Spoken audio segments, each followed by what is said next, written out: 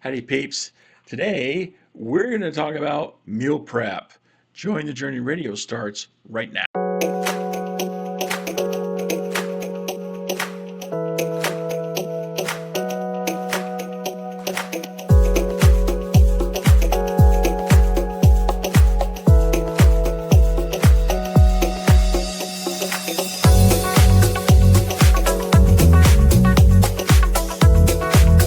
Welcome to the infusion of positive energy into the lives of single Latter-day Saints everywhere. This is Joy in the Journey Radio. And welcome back, peeps, to another wonderful, splendiferous, joyous episode of Joy in the Journey Radio. I am Lance, your host for Joy in the Journey Radio, and this is episode number 377, Meal Prep Tips I Learned. So if you're joining us for the live program, feel free to, join the chat. Tell us where you're from. Hop that information on in there. If you're watching this program after the broadcast, then just go ahead and, leave a comment down below. Let us know where you're from. This will help us with the algorithms for the program. And so, yeah, let's get into this. If you want to thrive during your single years, and that's one of the purposes for Join the Journey Radio, is to help Latter-day Saint singles thrive during their single years. So if you want to thrive while you're single, it just makes sense that you're going to need your health. And that means providing your body with proper nutrition. For some of us, that can be hard to do. We're so busy, and it's so very easy to check off the box next to our daily meals, as being done. And the quickest way to do that is to just select less nutritious options. And for so many of us, it shows.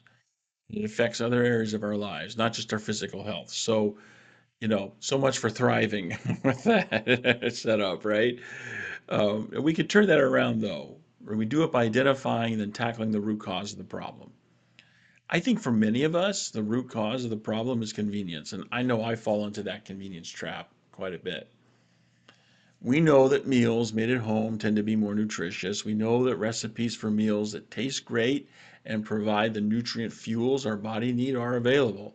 Some of those recipes we feature here on Joy in the Journey Radio with our In the Kitchen segments. So all of it's there and available for us. We just don't want to do the work involved in any of that. We've got enough work to do as it is. We don't need any more, right? So it's far easier to just settle for less nutritious but more convenient fare. But what if we could make more nutritious options more convenient than less nutritious options? That's the question I asked myself because, as I said, I certainly qualify as a prisoner of the convenience trap. My thinking is that rather than fight the way that I'm biologically hardwired to perform, why not use an understanding of that hardwiring to develop a system that will more likely produce a better result? That's how I'm approaching meal prep. Now, I certainly didn't come up with this idea, but I think it does hold the key for healthier eating because it helps us escape the convenience trap by helping us make better choices. And we make those better choices more often because those better choices have been made the more convenient option. There's a story told that at Google, they don't prohibit people from drinking soda and other forms of sugar water. They just put them in the back behind the healthier purified water. Because the water is at the front, it is easier and more convenient to take it instead of having to, dig your way through to the back to take, whatever form of sugar water you want. I mean, for me, weakness, the particular form of sugar water I have a weakness for is Dr. Pepper. I remember one of my roommates in college, his was clearly Mountain Dew, without question, because uh, he had what he called his towers of power. So he would actually save the cans of Mountain Dew that he consumed, and he would assemble them up. So that's like a one of the rooms in our apartment was like the dining room area. So inside this room is where he kept his towers of power, and essentially he'd basically stack these cans of Mountain Dew that he had. Um, he drank the Mountain Dew, and then he kept the can and added it to his tower of power. And they were like, several cans wide on each side, and then they were stacked all the way from the floor all the way to the ceiling. And he had, one of these towers of power in each corner of that room. I mean, the guy was like, that's his form of sugar water, Mountain Dew. I was always, I mean, no offense to Mountain Dew, I just wasn't into it as much as he was. My thing is like Dr. Pepper. That's always been my preference. But um, you know, even with that, I've kind of taken on sort of, Google's approach. I typically don't buy soda. So the only thing I have to drink in my place is milk and water. And I drink a lot of water. So by not having it there, it just makes making the better choice, the more convenient choice, right? And so I'm kind of doing the same thing that Google's doing. Um, and that's the approach I'm taking with meal prep, right? I want to I want to create a system where healthier and meal options are placed toward the front, right? So that you really have to do work to get the stuff that you shouldn't be taking in. Now, I've been working at this for a while now, and what I want to do in this episode of Join the Journey Radio is share with you some tips that I've learned for actually implementing meal prep, right? So I'm all about practicality here. Meal prep to me means making most or all the meals you eat for a week all at once, right? So there's like a 2 3 hour block in my calendar for the week, and I reserve that block for meal prep. And the idea is to consolidate the time that I spend preparing food into just one block like that, and thereby economize my time for the whole week. Okay, this is straight from the trenches of what I'm going to give you. So here we go with that. So let's start off with my first tip. I got 6 tips to share with you today.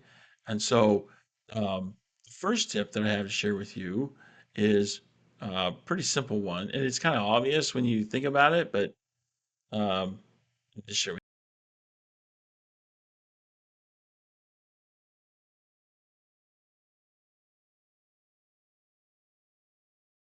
one person. Many of us who make our own meals, we make them one at a time and then consume them right after we make them. But for many meals, it's just as easy to make a double or a triple batch and then put the extra servings into individual sized containers and freeze them for later. I mean, why cook 3 times for 3 meals when you can cook 1 time for 3 meals? That's the whole point of meal prep. So we can spend the time that we would have spent preparing food on other things. And that's pretty much how I got set up into meal prep to begin with.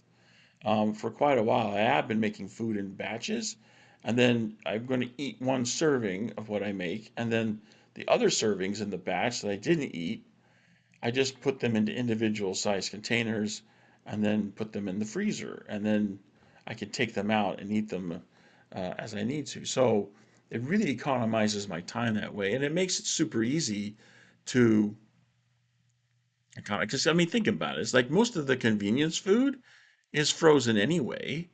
So if you're going to eat frozen food, why not eat healthier frozen food, meals that you make yourself, so you know what goes in it, and you can actually make it so that it's healthy, nutritious, and good and delicious. It tastes great, right? So I mean, there's my first tip for you. Okay. My second tip is also pretty simple.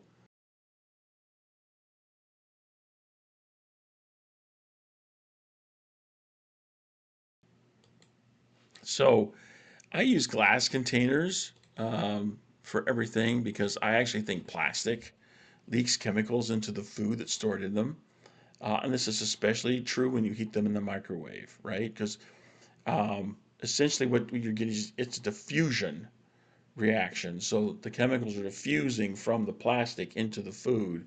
And, you know, as with all diffusion reactions, the rate of diffusion will increase with concentration, but it also increases with temperature. So when you heat food in plastic containers, you're actually adding to the temperature, raising it up really quickly, and you're increasing that rate of diffusion from the chemicals from the plastic into the food. So I try not to heat anything in plastic.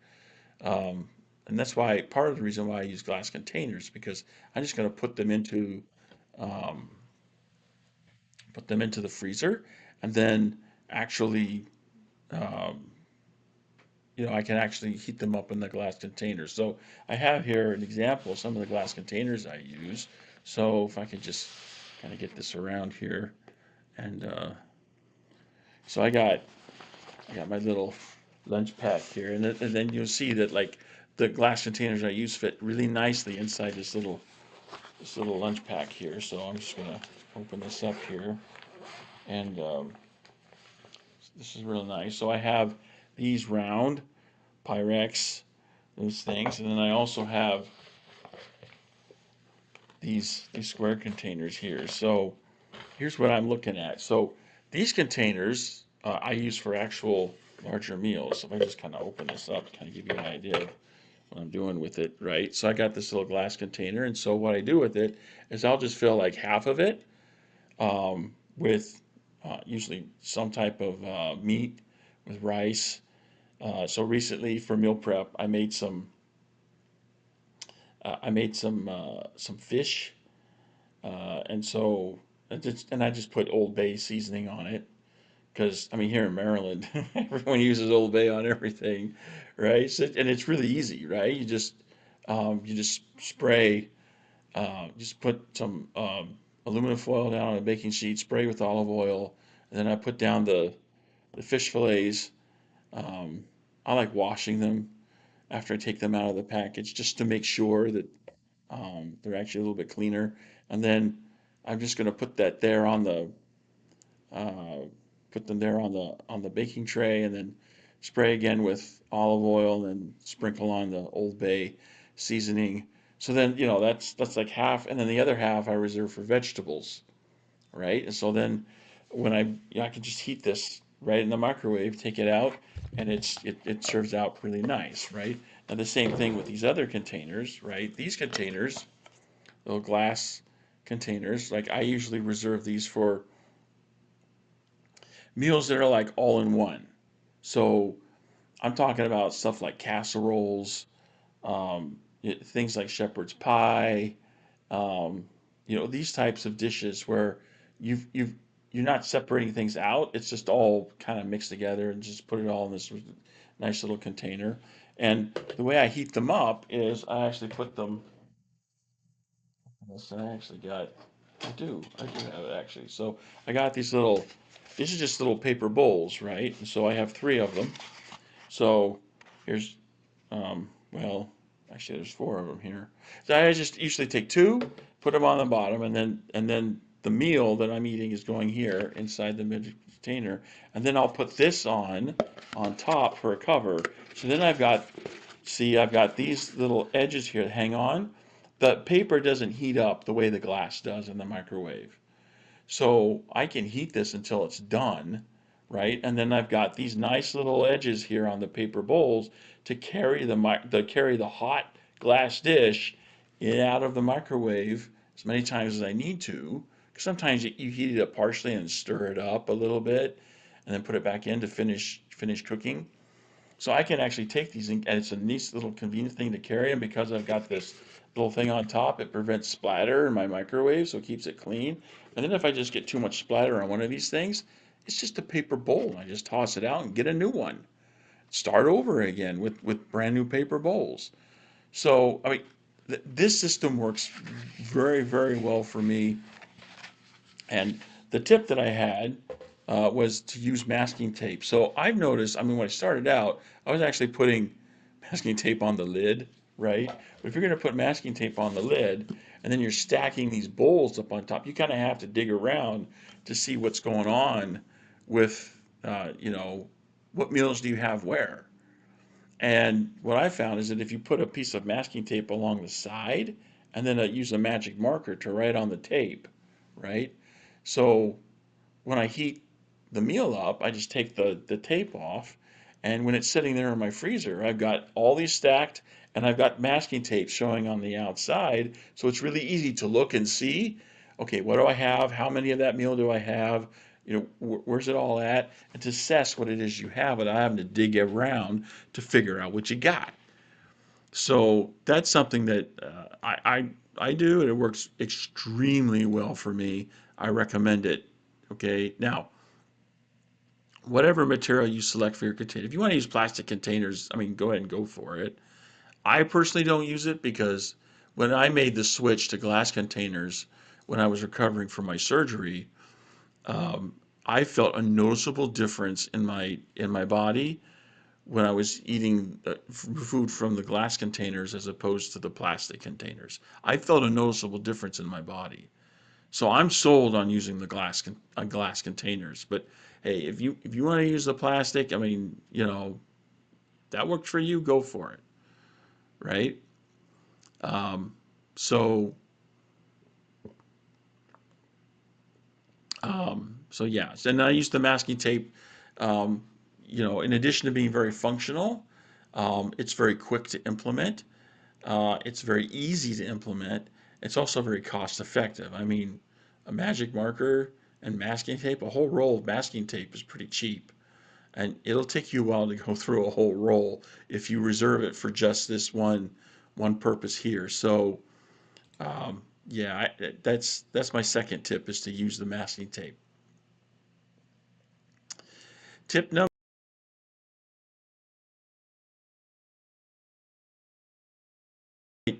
seemed like an obvious thing to do, but honestly, some people, and they're starting something new like this, they just want to jump in and just go full bore. And, for me, practically, I've found that it's easier for me to keep up with a habit of meal prep if I start small. So, if variety is the spice of life, if you're like me, you're going to like eating something different every day.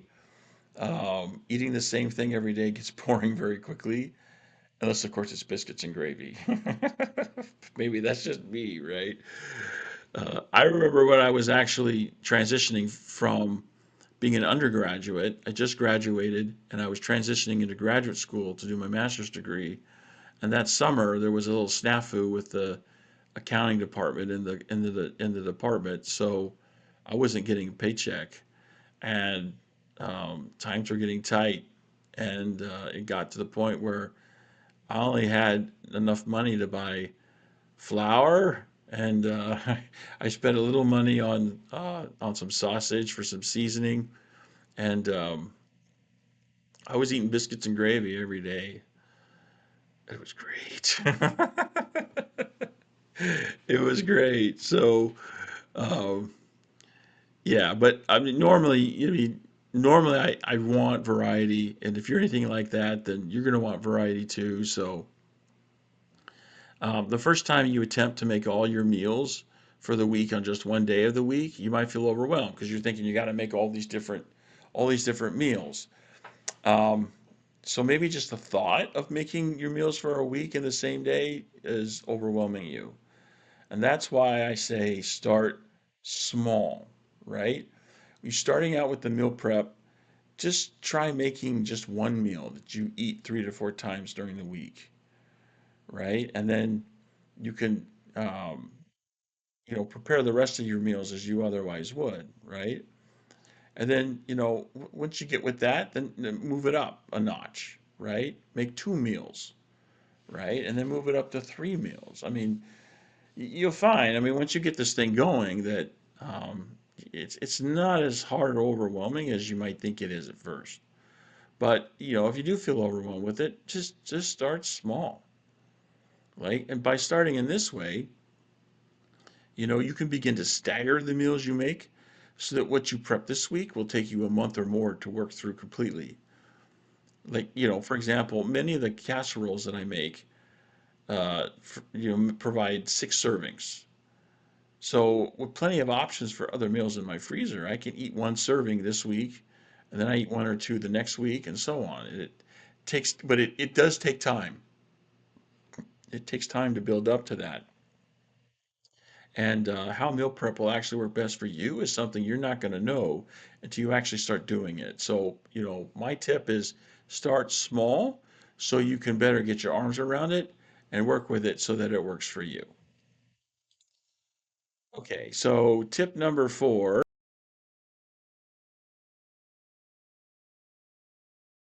have a plan. So, if you try to think that you can just waltz into your kitchen and just do meal prep, you might be in for a surprise. There's actually a bit of planning required for meal prep to be truly time efficient. And that's the whole point, right? The whole point of having meal prep is so that you can economize the time you spend preparing meals, freeing that time up for other activities that you may need or want to do. And the way you get that done is by actually having a plan. Because if you don't have a plan, you're going to end up wasting time trying to figure out what to do, and you're going to end up not working with it as well as you could. So you need to go on this with a plan. The first thing you need to do to have a plan is to schedule an appointment in your calendar for meal prep. Ideally, this should be a recurring appointment on the same day every week that lasts 2 to 3 hours each week. So if you're just starting out with meal prep, I would plan on 2 hours. Okay, since you're going to be following tip number 3, which is start small. So you won't need 3 hours. You just take the 2 hours, right? And then as you work your way up, then you can expand that out to three. Second, you're gonna need to plan what you need to eat for every meal for the upcoming week. This will help you to know what specific meals you need to make during your meal prep time. Our brains are designed to follow instructions. They're not designed to think. I know that doesn't sound right, but it is. So having a list of what you need to make actually saves you time because the list is like basically a set of instructions for you. It's like, okay, I need to make this meal, and I make this meal, and I need to make this meal. Without having that list, you're going to waste a fair amount of time wondering what you're going to make. So meal prep is supposed to save you time and not cost you more time. So you have a plan when you go in. Now, as you're planning, be aware of the limitations of your kitchen, right? So, for example, well, I used to have just one good casserole dish, and I recently bought a second one. Found this really great deal. Um, I got this really nice casserole dish. It cost me 20 bucks, and it was made in France. So I feel like I got scored that one. Um, but before that, I only had like one good casserole dish. So with only one dish to make a casserole in, I shouldn't plan on making a breakfast casserole and something like shepherd's pie during the same meal prep session because both of those meals require the same and only casserole dish that I have to make either meal, right? So in addition to scheduling your time, be sure to schedule the cooking equipment you're going to need as well. Because generally, you're going to use, one dish or one pan or one pot for one meal or part of one meal, and that's just going to get occupied. So, you want to be able to plan the resources out as well as the actual meals you're going to be making. So, that's tip number 4. Always have a plan. So, tip number 5,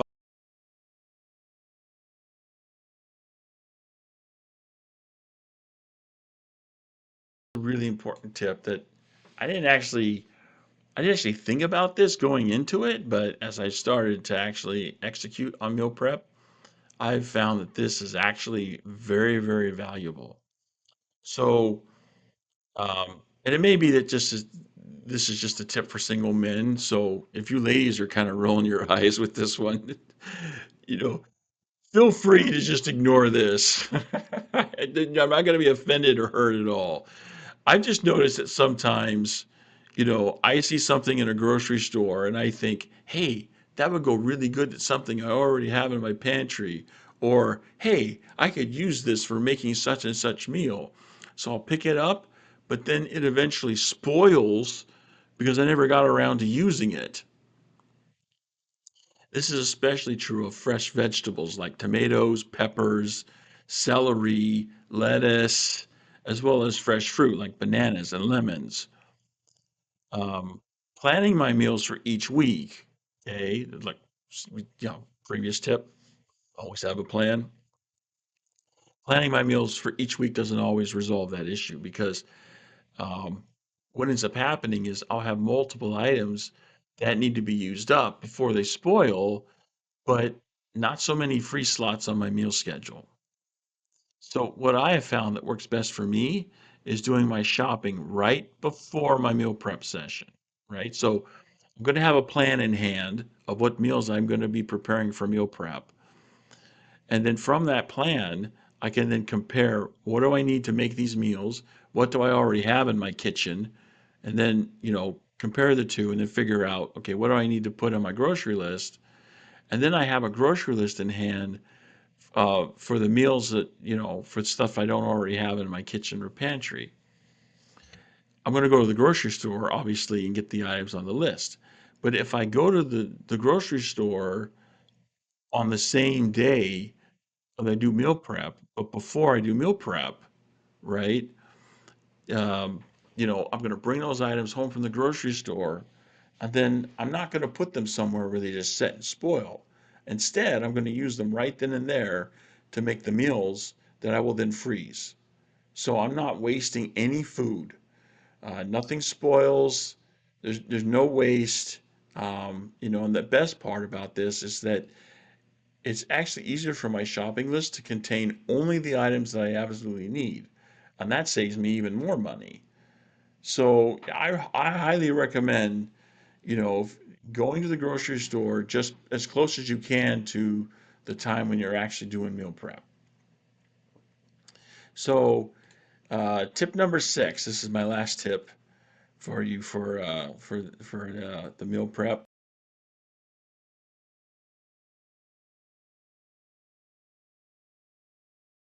So, when I started to implement meal prep, I had these visions of preparing absolutely everything that I would eat in the coming week, and I learned in the school of hard knocks, or more like, because this is the hard of the knock, right? This is the hard part of the knock. My noggin, boom, boom, boom. That's how I learned most of what I learned, by the way. I learned through the school of hard knocks that starting, there is a whole lot of work, right? So, not only do you want to start small, um, but you don't have to do everything all at once, right? I learned it's not the best approach for me to try to do everything. And even after I've been doing meal prep for a while now, I don't prep every meal that I'm going to make, that I'm going to eat during the week. Um, I was thinking initially that I could squeeze out maximum efficiency in my time during the week by preparing every single meal. But not everything is amenable to freezing, right? So, for instance, I like including egg whites in my breakfast. I make omelets, I make scrambles, I make breakfast burritos, I make breakfast sandwiches. Um, but I use egg whites for these things. And the thing I like about egg whites is that they're fat free, cholesterol free, they're high in protein. In fact, they're nothing but protein. Um, but they also don't freeze very well. I mean, they do okay, but it's not great, right? They taste much better if you consume them fresh. Now, of course, egg whites by themselves don't have any flavor. They don't have much of any flavor. So I get really creative with seasonings. Seasonings make all the difference. And that's what so I'll put in usually a little bit of some type of breakfast meat, ham, uh, you know, uh, turkey sausage. Sometimes I use veggie sausage, um, turkey bacon, whatever. And I'll mix in some vegetables, depending on, which meat I'm using. So, um, if I'm using, say, like turkey bacon, for example, Sweet potatoes, mushrooms go really well with that. Um, you know, the sausage, on the other hand, turkey sausage, mushrooms go well with that as well. Um, not so much the sweet potato. Um, Broccoli is really good with ham. In fact, I make there's a breakfast casserole I make that's got ham and broccoli in it. Let me think of broccoli for breakfast, but I found that in order to really get as many servings a day of vegetables into your diet, you can't exclude breakfast. It's very, very difficult to get the amount of vegetables you need in your daily diet if you're not eating vegetables during breakfast. And so that's why I make omelets and scrambles and breakfast burritos and breakfast, because it's easier to incorporate vegetables into these items than if you're eating something like pancakes or French toast. Not that I love French toast and waffles and pancakes and all that stuff, but I don't really eat that often for breakfast anymore. That's really, come on, let's be honest. Those things are really dessert. Those things are really dessert. Can we just be honest about that? Um, but yeah, they do taste great. And so once in a while I'll do, but typically I don't. I'll focus on the egg whites. And egg whites, they do okay when you freeze them. They're not great, but they're okay.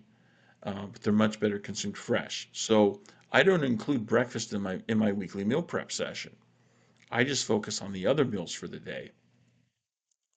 And that's fine because that's the beauty of meal prep, right? It's very flexible. So you can do as little or as much as you want.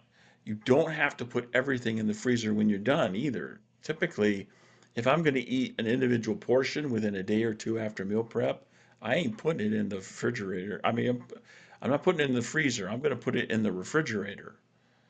Everything else goes in the freezer, right? Then each morning, I make and package my breakfast, package my other meals according to the plan I made earlier, and then I'm out the door. So it's about 15 minutes it takes me to make my breakfast French, and then another 5 to pack everything. So that's 20 minutes in the morning. So I'm actually making it fresh, and then usually, unless it's like a burrito, I'm putting it in something like this, and then um, or if it's a casserole, then it's already made during meal prep. I will actually make breakfast casserole during meal prep, right? So I'll just put it in a container like this, and then you just take it out and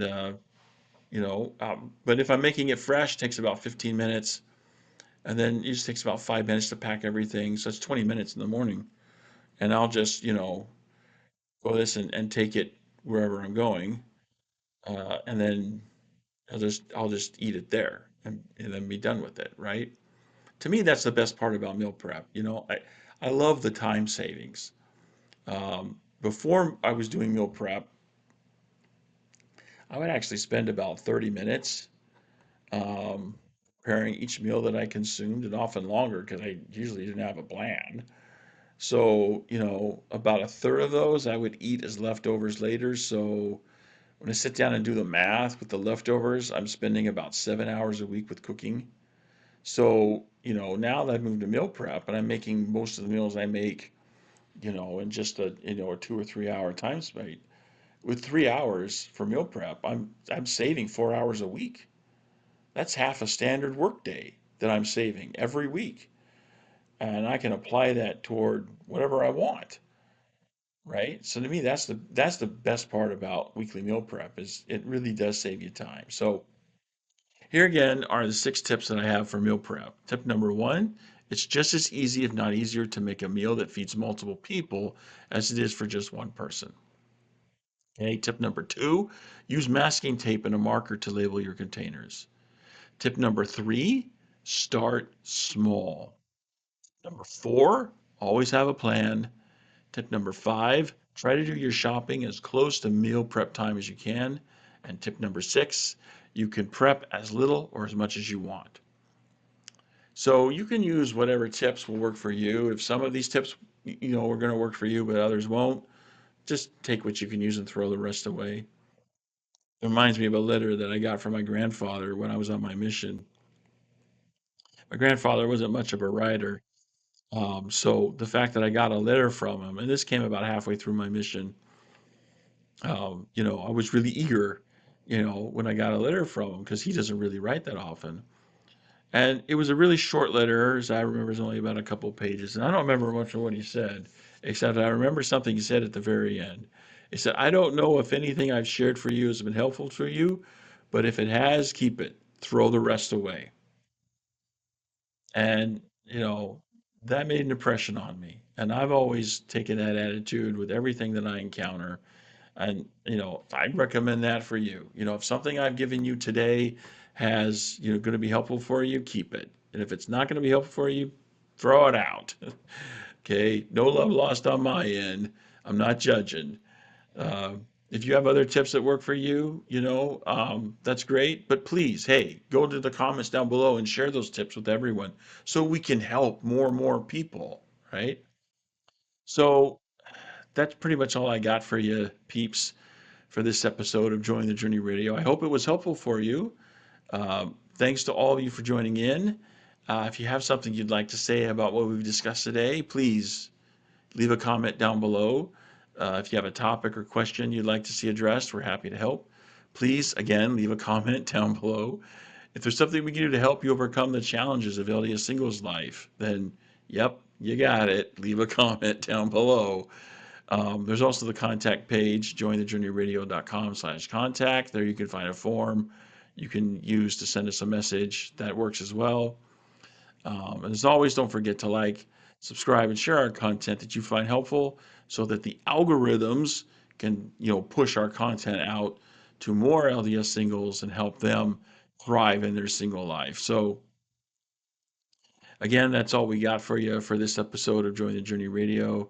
Thank you, everyone, for participating and joining in. And, uh, until next time, this is your host reminding you there is joy to be had all along your journey. So take that joy and journey on.